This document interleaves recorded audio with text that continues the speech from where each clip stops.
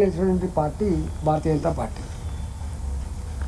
ఇవాళ వాళ్ళు కొంత బాధ ఈ ముఖ్యమంత్రి గారి స్టేట్మెంట్స్ కావచ్చు, ప్రతిపక్ష పార్టీ నాయకుల స్టేట్మెంట్స్ కావచ్చు, లేదా కొంతమంది అవగాహన లేకుండా ఇచ్చేటువంటి స్టేట్మెంట్స్ కావచ్చు, ఇవన్నీ చూస్తున్నా ద సాడ్ పార్ట్, బాధ అనిపించేటువంటి అంశం అది.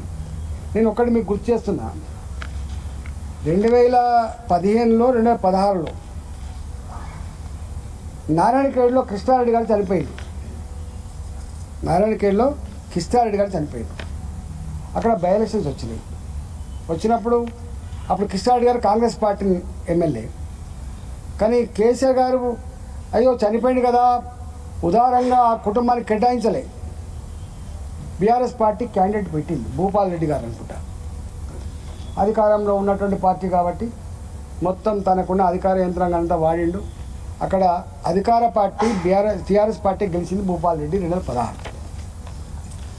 ఆ తదుపరి పాలేరులో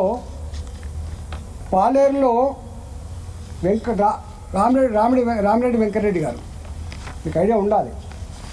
రామిరెడ్డి వెంకటరెడ్డి గారు మాజీ మంత్రి గారు, కాంగ్రెస్ పార్టీ ఎమ్మెల్యే, పరమపదించి చనిపోయింది. చనిపోతే చాలామంది అడిగారు, ఆయన సీనియర్ మోస్ట్ లీడరు, తెలంగాణ కోసం తప్పించినటువంటి నాయకుడు, మీరు పోటీ పెట్టద్దని చెప్పి కేసీఆర్ గారిని కోరిండు. నథింగ్ డూయింగ్ అని చెప్పిండు. మళ్ళీ సేమ్ 2016 ఎన్నికల్లో గెలిచినటువంటి నాయకుడు ఇవాళ మా మంత్రిగా ఉన్నటువంటి తుమ్మల నాగేశ్వరరావు గారు. గెలిచింది కూడా వట్టి మెజార్టీతో గెలవాలి, పెద్ద మెజార్టీతో గెలిచింది. అంటే మీకు అర్థం కావాలి, ప్రజలు అర్థం చేసుకోవాలని చెప్పి కోరుతున్నాం. నారాయణఖేడ్లో జరిగిన ఎన్నికల్లో అధికార పార్టీ గెలిచింది. ఇవాళ పాలేరు ఎన్నికల్లో కూడా అధికార పార్టీ గెలిచింది. 2018 అనుకుంటా నాకు తెలిసి, 2018లో ఉత్తమ్ కుమార్ రెడ్డి గారు 2 జాగాలు గెలిచిండు. పార్లమెంట్ సభ్యులు గెలిచిండు, ఎమ్మెల్యే గెలిచిండు. వారు అప్పుడు ఎమ్మెల్యేగా రాజీనామా చేసిండు. సీటు కాంగ్రెస్ పార్టీది పోటీ జరిగింది. ఎవరు గెలిచిండ్రు? సైదిరెడ్డి గారు గెలిచిండు. ఏ పార్టీ? టీఆర్ఎస్ పార్టీ అభ్యర్థి, అధికార పార్టీ 43,000 ఓటుతో గెలిచింది అనుకుంటే నాకు తెలిసి. అంటే అంతకంటే ముందు, జస్ట్ కొద్ది రోజుల ముందు కాంగ్రెస్ పార్టీ గెలిస్తే బై ఎలక్షన్ వచ్చినప్పటికీ ఎవరు గెలిచిండు? 43,000 ఓటుతోటి మళ్ళీ టీఆర్ఎస్ పార్టీ గెలిచింది. మీరు ఎప్పుడైనా చెక్ చేసుకోండి. తుమ్మల నాగేశ్వరరావు మెజార్టీ బాగానే ఉంది, నారాయణఖేడ్ ఎన్నికల మెజార్టీ బాగానే ఉంది, సైదిరెడ్డి గెలిచినటువంటి హుజూర్ నగర్లో కూడా బ్రహ్మాండమైన మేరతో గెలుచుకున్నారు. అంటే అర్థం ఏంటి? అంతకుముందు గెలిచినటువంటి సీట్లలో సానుభూతులు గెలవాలి, కానీ గెలవలే, అధికార పార్టీ గెలిచింది. అట్లనే సోలిపేట రామలింగారెడ్డి గారు చనిపోయింది దుబ్బాకలో. పైగా గుర్తు చేస్తున్నాను నేను, చనిపోయిన నెక్స్ట్ డే నుంచి వెళ్ళి ఆడ మా రఘునందన్ రావు గారు అంతకుముందు ఎమ్మెల్యేగా పోటీ చేసి ఓడిపోయిండు, ఎంపీగా పోటీ చేసి ఓడిపోయిండు, అనేక సార్లు పోటీ చేసిండు. ఆయనకు కొంత సానుభూతి ఉన్నది. వెంటనే ఆయన ఒకటే అనుకున్నాడు, నేను ఇక్కడ గెలవాలంటే ఇంటింటికి పోవాలని చెప్పి ఆయన చనిపోయిన నెక్స్ట్ డే నుంచి వెళ్ళి మొత్తం ఇంటింటి తిరిగిండు. దాదాపు 4 నెలల పాటు కాలికి బట్ట కట్టకుండా దుబ్బాక ప్రజానీకానికి దగ్గరైండు. ఎన్నికల నోటిఫికేషన్ రాగానే ఆయన పోటీ చేసిండు. పోటీ చేస్తే కేసీఆర్ గారికి ఉన్నటువంటి అహంకారం ఏంటంటే, అక్కడ ఇక్కడ బీజేపీ ఏందిరా, ఇక్కడ బీజేపీ పుడుతుంది, మొలకెత్తుంది, గెలుతుందా అని మాట్లాడింది. నేను అప్పుడు అలానే ఉన్నా, వారి భాషలో చెప్తున్నాను. ఈ మెదక్ జిల్లాలో బీజేపీ ఉండేంది, బీజేపీ గెలిచినది, ఇది ఒక ఫార్సు, ఇది ఒక ఏంది వింత అని అన్నాడు. పోలే ఆయన, పక్క పండు పోయి మీటింగ్ పెట్టొచ్చిండు రైతు వేదిక మీద, కానీ దుబ్బాకల మాత్రం పోలే. అప్పుడు దుబ్బాకల ఇన్ఛార్జ్ ఎవరు ఉన్నారు? హరీష్ రావు గారు ఉన్నారు. చివరికి వారు అన్నారు, నువ్వని వస్తావా అంటే పార్టీ చెప్తే వస్తావు అని చెప్పిన. కానీ తక్కువ మెజార్టీ అయినా కూడా గెలిచిన పార్టీ మొట్టమొదటిసారిగా ప్రతిపక్ష, అంటే అధికారంలో లేని పార్టీ గెలిచిందంటే భారతీయ జనతా పార్టీ దుబ్బాక. ప్రజలు గమనించాలని కోరుతున్నా. అట్లనే 4 సార్లు ఎన్నికలు వచ్చినాయి. నోముల నరసింహయ్య గారు అధికార పార్టీ ఎమ్మెల్యే. మీకు తెలిసి నల్లగొండ జిల్లా అంటేనే కాంగ్రెస్ పార్టీ కంచుకోట లాంటిది. కానీ అక్కడ గెలిచింది నోముల నరసింహయ్య గారి కుమారుడు భగతే గెలిచింది తప్ప, అధికార పార్టీ గెలిచింది తప్ప ప్రతిపక్ష పార్టీ గెలవలే. ఇప్పటిదాకా నేను చెప్పిందంటే ఒక్కడే గెలిచింది. ఆ తదుపరి నాదొచ్చింది. నా ఎన్నికలు వచ్చినాయి. మీకు తెలుసు అక్కడ అన్యాయానికి న్యాయానికి మధ్య పోరాటం, దుర్మార్గానికి ధర్మానికి మధ్య పోరాటం, ఆత్మగౌరవానికి నియంతృత్వానికి మధ్య పోరాటం, రాజ్య హింసకి ప్రజాస్వామ్యానికి మధ్య పోరాటం. అది ప్రజలు పాల్గొన్నటువంటి ఎన్నికలు. మీకు తెలుసు మొత్తం యావత్ ప్రపంచమంతా కూడా తెలుగు మాట్లాడే ప్రజలు అమెరికాలో ఉన్నా ఇతర దేశాల్లో ఉన్నా కూడా ఎదురు చూసిన ఎన్నికలు 6 నెలలు జరిగినాయి. ఒక దళిత బంధు స్కీమ్ ప్రకటించబడ్డది. కేసీఆర్ స్వయంగా వచ్చి దళిత బంధు ప్రకటించి వచ్చిండు. కొన్ని వేల కోట్ల రూపాయలతోటి రోడ్లు బిల్డింగులు ఏదంటే కదా ఇచ్చిండ్రు. 6,000 రూపాయలు ఓటుకి ఇచ్చిండ్రు. కానీ ఎవరు గెలిచింది అక్కడ? ధర్మం గెలిచింది, న్యాయం గెలిచింది, హుజరాబాద్ ప్రజలు గెలిచింది. గుర్తుపెట్టుకోండి. ప్రతిపక్ష పార్టీ గెలవలే. మేము ఆనాడు ప్రజలు మమ్మల్ని ప్రతిపక్షం అనుకున్నారు కానీ మమ్మల్ని గెలిపించింది. కాంగ్రెస్ పార్టీ గెలవలే. రాష్ట్రంలో అధికారంలో ఉన్నటువంటి పార్టీ ఏమో బీఆర్ఎస్ పార్టీ, టీఆర్ఎస్ పార్టీ. ప్రతిపక్షంలో ఉన్న వాళ్ళేమో కాంగ్రెస్ పార్టీ. అప్పటికి మేము తక్కువ నామినేట్ ఉన్నాం కానీ మమ్మల్నే గెలిపించింది. అట్లనే రాజగోపాల్తో మేము రిజైన్ చేయించుకున్నాం. పార్టీ మారింది కాబట్టి, ధర్మం కాబట్టి, పదవి కంటే కూడా ఎథిక్స్ ముఖ్యం కాబట్టి అని చెప్పి రాజీనామా చేశాం. మీకు తెలుసు ఎంత హింస పెట్టిండు కేసీఆర్. సేమ్ హుజరాబాద్లో ఏ హింస అయితే పెట్టిండో అక్కడ కూడా పెట్టిండు. అక్కడ మళ్ళా అధికార పార్టీ గెలిచింది. అంటే ఇప్పటిదాకా తెలంగాణ ఏర్పడిన తర్వాత జరిగిన మొత్తం ఎన్నికలలో 9 సార్లు జరిగితే 7 సార్లు గెలిచింది అధికార పార్టీ. ఆనాడు టీఆర్ఎస్ అధికారంలో ఉంది కాబట్టి 6 ఎన్నికలు వాళ్ళు గెలిచిండు, 2 ఎన్నికలు మేము గెలిచినాం. ఇవాళ మళ్ళీ కాంగ్రెస్ పార్టీ మళ్ళీ 2 గెలిచింది. ఇక్కడ ఈ కంటోన్మెంట్, ఇక్కడ మనం మీటింగ్ పెట్టే కంటోన్మెంట్లో కాంగ్రెస్ పార్టీ గెలిచింది. వాళ్ళు సీటు కోల్పోయినరు. ఇవాళ ఇక్కడ కూడా కాంగ్రెస్ పార్టీ గెలిచింది, సీటు ఓడిపోయింది. అర్థం ఏంటంటే ఎప్పుడు కూడా చనిపోయిన తర్వాత కూడా, చనిపోయిన సానుభూతికి అధికారానికి మధ్య జరిగిన యుద్ధంలో కూడా అనేక రకాల ఇన్స్ట్రుమెంట్స్ వాళ్ళ దగ్గర ఉంటాయి కాబట్టి, ప్రలోభాలు ఉంటాయి కాబట్టి. ఇప్పుడు మీరు జూబ్లీ హిల్స్ ఎన్నికలు ఉన్నాయి. జూబ్లీ హిల్స్ ఎన్నికలలో చీరలు పంచిండ్రు, మద్యం పంచిండ్రు, డబ్బులు పంచిండ్రు. అక్కడ ఉన్న పేదలకి డబుల్ బెడ్రూమ్ల చిట్టీలు ఇచ్చిండ్రు. గెలిస్తే మీకు డబుల్ బెడ్రూమ్ చిట్టీలు ఇచ్చిండ్రు. ఇవాళ అధికార పార్టీ కదా. కేసీఆర్ ఎన్ని చేసిండో వాళ్ళ లెక్కనే వీళ్ళు కూడా చేసిండు. కేసీఆర్ ఎన్ని చేసిండో వీళ్ళు కూడా అనే చేసిండు. దానికన్నా ముందు కూడా తెలంగాణ రాకముందు కూడా నేను ప్రత్యక్షంగా ఒక 10 బై ఎలక్షన్లలో ఇన్ఛార్జిగా ఉండవచ్చు, పాల్గొనవచ్చు. ప్రత్యక్షంగా ఒక 10 ఎలక్షన్ నేను చూడవచ్చు. నా ఎన్నికలో 10 సార్లు కొట్టాడినా, నాకు నేనుగా ఎన్నికలు కొట్టాడిది 10 సార్లు. నాకు నేనుగా ఇట్లాంటి బై ఎలక్షన్ చూసింది పరకాల్లో కావచ్చు, అది మహబూబ్నగర్లో కావచ్చు, అది పోచారం శ్రీనివాసరెడ్డి నిలబడ్డటువంటి అక్కడ కావచ్చు. 10 ఎన్నికల్లో ఇన్ఛార్జ్గా ఉన్నాం. ఇది చరిత్ర. దీన్ని మర్చిపోయి మొత్తం నేను ఒక్కటి అడుగుతున్నాను ఈ సందర్భంగా, తెలంగాణ ప్రజానికానికి అడుగుతున్నాను. మరి హుజరాబాదులో పిసిసి ప్రెసిడెంట్గా రేవంత్ రెడ్డి గారు ప్రచారం చేసిన వచ్చిన ఓట్లు 3016. దుబ్బాకలో డిపాయిడ్ కోల్పోయింది కాంగ్రెస్ పార్టీ. మునుగోడులో కాంగ్రెస్ పార్టీ డిపాయిడ్ కోల్పోయింది.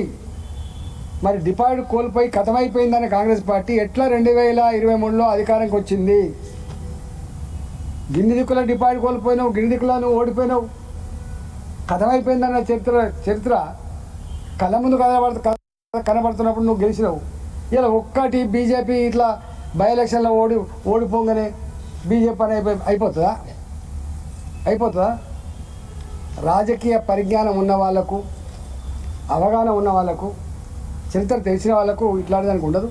కాబట్టి ఇలా మా కార్యకర్తలు కానీ మా వాళ్ళు కానీ ఈ సోషల్ మీడియాలో పెట్టేటువంటి ఇవన్నీ ఉంటాయి, మీరు గమనించమని చెప్పి కోరుతున్నాను. 100కు 100%. ఇప్పుడు మొన్న బీహార్ ఉంది, ఒక ప్రభంజనం. భారతీయ జనతా పార్టీ ఒకసారి అధికారంకి వచ్చిందంటే ప్రజల విశ్వాసం ఎట్లా పొందుతుందో గుజరాత్ను చూసి నేర్చుకోండి. మీరు 20 ఏళ్ళ తర్వాత కూడా మళ్ళీ అధికారానికి వచ్చినాం మేము. 20 ఏళ్ళ తర్వాత కూడా మళ్ళీ మా ఇక్కడ బీహార్లో అధికారానికి వస్తున్నాం మేము. అట్లా ఒళ్ళు వంచి చెమట వడిపి ప్రజలకిచ్చిన హామీలు అమలు చేసి ప్రజల ప్రేమను పొందగలిగి అధికారంకి వస్తున్నాం తప్ప నేను ఉత్తగానే మీరు ఈవీఎంలు మ్యానిపులేట్ చేసిందా, మరి నీవు ఈవీఎంలు మేనేజ్ చేసినావా? ఇక్కడ మీరు ఇక్కడ జూబ్లీహిల్స్లో ఈవీఎంలు మేనేజ్ చేసినావా? జూబ్లీహిల్స్లో దొంగ ఓట్లు వేసుకున్నావా? దొంగ ఓట్లు నమోదు చేసుకున్నావా? కర్ణాటకలో మరి మీరే గెలిచిండ్రు, తెలంగాణలో మీరు గెలిచిండ్రు, ఎవరు ఈవీఎం పనిచేయలేదా? నువ్వు గెలిస్తేనేమో ఒక న్యాయం, ఇతరులు గెలిస్తేనేమో ఓడ్ చోర్. ఇదేం ఏం చేస్తావో చెప్పాలి కానీ ప్రజలకు ఒక ప్రతిపక్ష పార్టీగా నువ్వేం చేస్తావో చెప్పాలి కానీ వాటికనే కనపడుతూనే ఉంది. ఇట్లనే ప్రజల కోసం బరిగీసి కొట్లాడే తత్వం నీలో లేనప్పుడు, నీ పార్టీకి అది లేనప్పుడు నీ పార్టీ మూడపోయే ప్రసక్తి లేదు. అక్కడ సరి చేసుకోండి కానీ ఇతరుల మీద అది చేసే ప్రయత్నం చేయదు. మీ పార్టీలోనే కొందరు ఎంపీలు రెడ్డి గారు ఆయన చెప్తారు మేము ప్రచారం చేస్తాం, ఆయన మాకేం చెప్పలేదు అన్న ఆరోపణలు కూడా చేశారు. ఇలా అయితే రాబోయే రోజుల్లో కూడా కాంగ్రెస్ పార్టీ మరోసారి అధికారంలోకి వస్తాం. ఎంపీ అరవింద్ అన్న అంటే దానికి అనుకున్నాం సార్, మీరు కూడా సరిగా ఏదో వచ్చి రానట్టు వచ్చారు కానీ ప్రచారానికి కలగలుపు లేదు, ఐక్యత లేదు బీజేపీలో అన్నది జూబ్లీహిల్స్ ఉప ఎన్నిక ప్రచారంలో బయటపడ్డది. ఇప్పుడు నేను ఇంత చరిత్ర చెప్పినోడిని, ఇప్పుడు ఇంత చరిత్ర నా మదిలో కూడా ఉంటుంది కదా, నా అంతరాత్మ ఉండదా మదిలో? కానీ తెల్లజెండా ఎత్తాం, కొట్లాడే ఓడిపోతాం. మాకు తెలుసు ఏం జరగబోతుందో, అధికార పార్టీకి ఉండే హంగులేంటో, కలిసి వచ్చే అంశాలేంటో ఇప్పుడు నేను ఇప్పుడే చెప్పినాను. కాంగ్రెస్ పార్టీ అధికారానికి వచ్చినా 2 బై ఎలక్షన్స్ వచ్చింది. ఎవరు గెలిచిండు? 2 వాళ్ళే గెలిచిండు. అంతకుముందు బీఆర్ఎస్ తోటి ఉన్నప్పుడు 2 మేము గెలిచినాం. ఒకటేమో ధర్మం అధర్మానికి మధ్య జరిగింది కాబట్టి గెలిచినాం, ఒకటేమో అహంకారం నన్ను మమ్మల్ని కొట్టేవాడు అనుకుంటే గెలిచినాం. అందుకనే అధికార పార్టీకి కలిసి వచ్చే అంశం ఉంటాయి. అయినా నాకు ఒక బాధ్యత ఇచ్చిండు రహమత్ నగర్, నాకు ఇచ్చిన బాధ్యత. మేము రోజు ఒక 400 మందిని 500 మందిని మేము రోజు పోయి ప్రచారం చేస్తున్నాం. మేము ఇంటింటికి ప్రచారం చేసిన, నేను ఒక్కరోజు చేయలే, నాకు ఇచ్చిన రోజులు నేను చేసి వచ్చిన. ఇట్లా సగం చేయం. రెండోది కూడా ఏంటంటే, ఇప్పుడు ఎన్నికలు ఎప్పుడు వచ్చినా కూడా పార్టీ అంతా బాధ్యత వహిస్తుంది తప్ప ఒక కిషోర్ గారు బాధ్యత వహిస్తారు, లేకపోతే ప్రెసిడెంట్ గారు బాధ్యత వహిస్తారు, అట్లా ఉండదు కదా. ఎంటైర్ పార్టీ సిస్టమ్ కదా. హుజూరాబాద్లో మునుగోడులో కొట్లాట జూబ్లీహిల్స్లో చేయలేదు బీజేపీ అనేది ఆరోపణ. నేతలు ఎందుకు ఆసక్తి చూపించారు? ఇప్పుడు నేను ఒక్కొక్కటే అంటున్నా, ఒకవేళ మేము వాస్తవంగా ఇప్పటిదాకా చెప్పిన రఘునందన్ రావు గారు ఏం చేసిండ్రు, రామలింగారెడ్డి గారు చనిపోగానే ఏం చేసిండు రఘునందన్ రావు? ఏం చేసిండు? ఇంటింటి తిరిగిండు కాలిబట్ట కట్టకుండా. హుజూరాబాద్ నేను ఏం చేసిన, రిజైన్ చేసిన తర్వాత 2021 ఏప్రిల్లోనే బయటకు వచ్చిన. మీకు ఐడియా ఉండాలి. 6 నెలల పాటు యుద్ధం జరిగింది అక్కడ. 6 నెలలు ఎన్నికల షెడ్యూల్ కోసమో, ఎన్నికల నోటిఫికేషన్ కోసం ఎదురుతుంది. ఎన్నికలు డెఫినెట్ రాబోతున్నాయి, మేము నిలబడబోతున్నాం కాబట్టి వచ్చింది. అక్కడ కూడా మేము ముందే 2000 ఎప్పుడైతే చనిపోయినరో మేము కూడా కొంత పని చేసి ఉంటే తప్పకుండా మేము కొంత మంచి జరిగే ఆస్కారం ఉంటుండే. మేము చివరి మినిట్ వరకు కూడా క్యాండిడేట్ ప్రకటించలేదు కాబట్టి డెఫినెట్గా వాళ్ళకు అడ్వాంటేజ్ ఉంది. అది దాచుకునేదే ఉంది. ఎందుకు అడ్వాంటేజ్ అయిందంటే గంతకైంది. అప్పటికే వాళ్ళు చనిపోయినటువంటి వాళ్ళు సానుభూతితో ఏడ్చుకుంటూ వాళ్ళు తిరిగిండ్రు, మీకు తెలుసు. అధికార పార్టీ కాబట్టి లోపల ఏం చేసుకున్నారు, వాళ్ళు చేసుకున్నారు. ఇది గెలవకపోతే నా ప్రభుత్వం ఉంటుందా ఉండదనేటువంటి భావన వాళ్ళకుండే. అరే నా ఉన్న సీటు ఓడిపోతే నా ప్రతిష్ఠ నా పార్టీ గంగలు కలిసిపోతుందనే భావన వీళ్ళకుండే. సీరియస్నెస్ ఉంటుంది కదా. కేంద్ర మంత్రి ఉన్నాడు కిషన్ రెడ్డి గారు, ఆయన సొంత నియోజకవర్గం. కిషన్ రెడ్డి గారికి బాధ లేదా?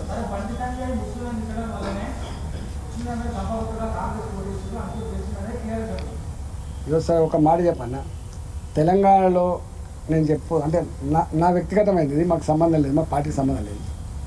తెలంగాణలో ఎప్పుడు కూడా ఈ డివిజన్ పాలిటిక్స్ తోటి అధికారం రాలేము, గుర్తుపెట్టుకో. ఇది నా వ్యక్తిగతమైనది. అరే సమస్యలు ఉంటాయి, అనేక సమస్యలు ఉంటాయి. ఇలా నేను ఒక మాట అడుగుతున్నాను, బీహార్లో మాకు ఇన్ని సీట్లు రావద్దు, 30% పాపులేషన్ అది, మాకు ఇన్ని సీట్లు ఎందుకు వచ్చినాయి? ఎక్కడో తప్పకుండా త్రిపుల్ తలాక్. మా సర్సంఘ్ చాలక్ ఒక గొప్ప మాట చెప్పిండు. ఒక జాతిని విస్మరించి, ఒక వర్గాన్ని విస్మరించి భారత్ని నిర్మాణం చేయలేము. ఇది గుర్తుపెట్టుకోండి. ఆ సర్చాంగ్ చాలక్ గారు చెప్పిన మాట ఏంటంటే, ఒక జాతిని విస్మరించి దేశాన్ని నిర్మాణం చేయలేమని చెప్పింది. ఇది 5% ఉన్నోళ్ళు కాదు, 2% ఉన్నోళ్ళు కాదు, ఓ 20% ఉన్నోళ్ళ సంగతి చెప్తున్నాడు. రెండవది, మా మోడీ గారు ఒక గొప్ప మాట చెప్పిండు.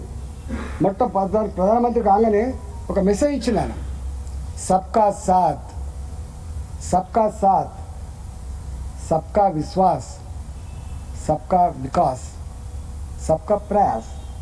What is this? ఇది మా ఎజెండా, మా నినాదం. అది నో, ఈ డివిజన్ తెత్తం ఇట్లా అవుతుందా? వీళ్ళెవరు? ఒకరేమో ఆర్ఎస్ఎస్ చీఫ్ సర్చాంగ్ చాలక్, 100 సంవత్సరాలు ఈ దేశాన్ని అనేక రకాల చూసిన వాళ్ళుగా, అనేక కార్యక్రమాలు ఉన్నవాళ్ళుగా, దేశ నిర్మాణంలో భాగం పంచుకున్న వాళ్ళుగా, త్యాగాలు చేసిన వాళ్ళుగా, వారు చెప్పిన మాట గది. ఇవాళ మా మోడీ గారు చెప్పిన మాట ఇది.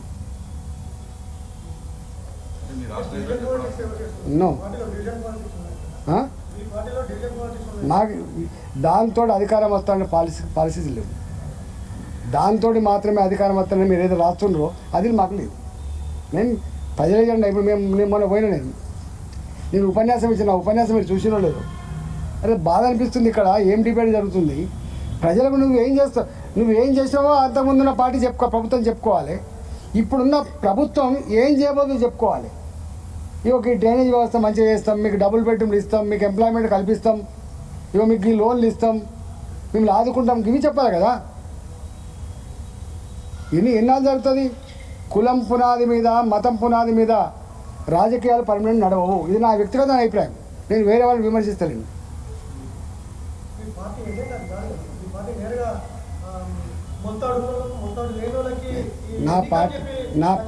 నాది భారతీయ జనతా పార్టీ. మాది ఒక ప్రజాస్వామికమైనటువంటి పార్టీ.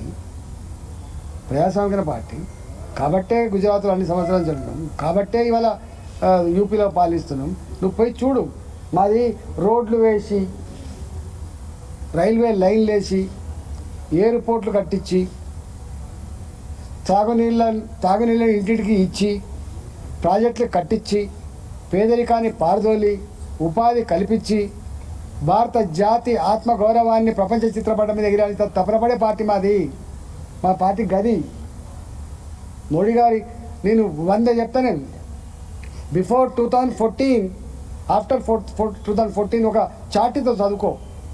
అసలు ఇన్ఫ్రాస్ట్రక్చర్ రంగంలో, రైల్వే స్టేషన్ల నిర్మాణంలో, ఎయిర్పోర్ట్ల నిర్మాణంలో, AIIMS, all India institute of medical sciences నిర్మాణంలో, ఇవాళ మన రూర్కెలా, బాంబే లాంటి దగ్గరనే ఉండే ఐఐటీలు, ఇవాళ ఎన్ని వచ్చినాయి ఐఐటీలు.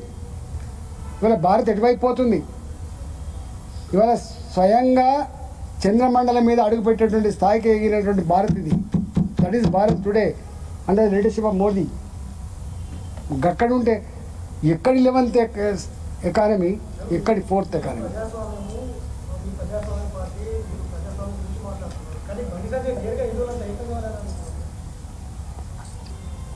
వారిని అడిగితే వాళ్ళు చెప్తారు, ఎందుకో వివరించి చెప్తారు. నన్ను అడిగితే ఏం చెప్తాను? నేను ఒక పొలిటికల్ లీడర్ని.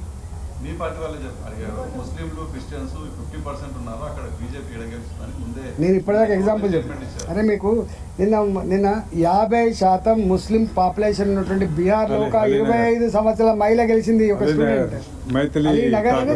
పోతున్నారు. అరే మేము త్రిపుల్ తలాక్ మేము చేసినాం. ఈ దేశంలో జరిగే అభివృద్ధిలో పొందే స్కీములలో ముస్లిం పాపులేషన్ ఉంటుందా ఉండదా మీరు చెప్పండి. ఏం ఆలోచిస్తున్నారు? మేము వేసే రోడ్లు, మేము కట్టే రైల్వే స్టేషన్లు, మేము వేసే రైల్వే లైన్లు, మేము కట్టే ఎయిర్పోర్ట్లు, మేము ఇచ్చే 5 కిలోల బియ్యం పర్ పర్సన్ ఉచితంగా, మేము ఇచ్చేటువంటి విశ్వకర్మ స్కీమ్, మేము ఇచ్చేటువంటి ఆర్థిక వెసులుబాటు, దాన్ని లేరా ముస్లింలు? దాన్ని లేరా క్రిస్టియన్స్? మా మోడీ గారు స్వయంగా పోయినరు ఒక మసీద్కి, మా మోడీ గారు స్వయంగా పోయినరు ఒక చర్చ్కి. Is a prime minister of India, is for all, is a leader. అది చెప్పేవాళ్ళు వేరే ఉంటారు. పొలిటికల్ లీడర్ అంటే వాడికి ప్రజలందరూ ఒక దగ్గర నా ఇంటికి వస్తారనుకో, నేను ఆయన మతం చూడను, ఆయన కులం చూడను, ఆయన పార్టీ కూడా చూడను. ఆయన ఏం చూస్తా? నీ సమస్య ఏంటని చూస్తాను నేను.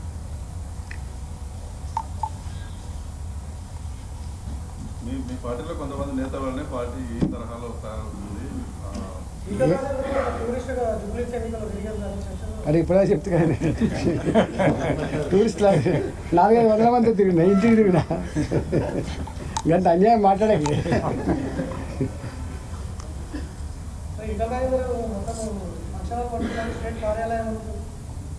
నా కాన్షియస్ ఇది. నేను హైదరాబాద్లో ఉన్న పార్లమెంట్లో మా అధ్యక్షుడు మా కంటోన్మెంట్ డైరెక్టర్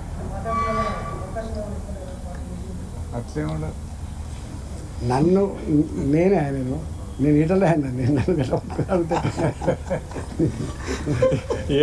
ఏదన్నా మాట తప్పుతాడో అని చూస్తున్నాను.